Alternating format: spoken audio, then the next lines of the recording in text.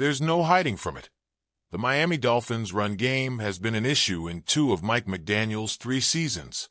Not just an issue, but a problem that's cost them games, momentum, and ultimately, any real shot at being a complete team. The numbers don't lie. In 2023, the Dolphins ranked 7th in rushing yards per game, and for a brief moment, it looked like the system was working. Then came 2024. Back to square one. A 21st-ranked rushing attack, barely scraping together 105 yards per game. And let's be clear, this wasn't just a case of bad luck or a few untimely injuries. This was structural. The Dolphins struggled to sustain drives, especially in the second half of the season. They finished 22nd in points per game, and their inability to keep defenses honest on the ground made them one-dimensional. When Miami's offense got rolling, it was electric. Explosive plays, big chunk gains, highlight reel moments. But when they needed a grinded-out drive, a clock-killing march down the field, or a physical answer to a defense playing aggressive coverage, too often they didn't have it. De'Von Achane was never the issue. He's everything you could ask for in a modern NFL back, lightning fast, elusive, a home run hitter on any given snap, but putting the weight of an entire rushing attack on him, asking him to be the workhorse, the grinder, the guy who takes 250 to 300 touches in a season. That was never a realistic plan. It's not a knock on him. It's just not how he's built to be used. So Miami tried to fix it. They saw the problem coming and made a move before the 2024 draft.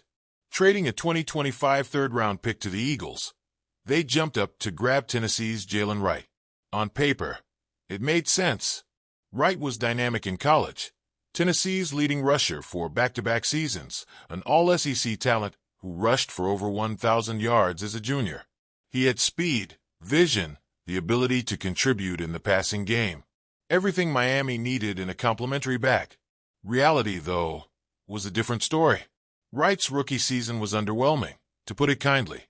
He finished the year averaging just 17 rushing yards per game, a pedestrian 3.7 yards per attempt. He never found the end zone. And most telling of all, he was third in carries, behind Achane and Raheem Mostert, despite the Dolphins clearly hoping he'd carve out a bigger role. The numbers alone don't paint the whole picture, but they do highlight a bigger issue. Wright never seemed to fit into Miami's offense. There were flashes, sure, a few runs here and there where you could see what made him a high draft pick. His one real standout performance came in Week 4 against the Patriots, when he rushed for 86 yards on 13 carries. But one game doesn't make a season, and outside of that, he was an afterthought. Then came the late-season collapse. Miami's offense hit a wall, and Wright, like the rest of the running game, disappeared. The final 4 games? 9 total carries for 6 yards. His last game of the season, against the Jets? 6 carries, -4 yards. The Dolphins' offensive line ranked 26th in block win rate, and when things started falling apart, there was no foundation to fall back on. No reliable ground game. No ability to control tempo when needed. The offense lived and died by the big play. And when those plays stopped coming, so did the wins. And now, heading into 2025, the backfield has been thinned out. Mostert is gone. Jeff Wilson Jr. is a free agent. What once looked like a crowded rotation has now boiled down to 2 names, Achane and Wright. Maybe the Dolphins add another back in free agency. Maybe they take another swing in the draft. But at this moment, one thing is crystal clear. Wright has to step up. There's no easing into things anymore. No rookie growing pains excuse. Miami used a third-round pick to get him, invested in his development, and now expects him to be a legitimate piece of the offense. Not a secondary option. Not a gadget player. A real contributor. McDaniel's scheme, when it clicks, is one of the most dangerous in the league. We saw it in 2023. Mostert led the NFL with 18 rushing touchdowns. Achane averaged an absurd 8 yards per carry. That's the ceiling. That's what this offense can be when everything is working.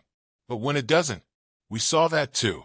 A team that couldn't impose its will, couldn't control a game when it needed to, couldn't find answers when defenses adjusted. A team that could beat anyone on its best day, but was too inconsistent to be trusted in the long run. So now, all eyes are on Wright. Can he be the player Miami drafted him to be? Can he find his role in this system and become a legitimate part of the game plan? Or will 2025 be another year where the Dolphins' rushing attack is a liability instead of a strength? There are no guarantees, no sure things, only questions that will be answered on the field.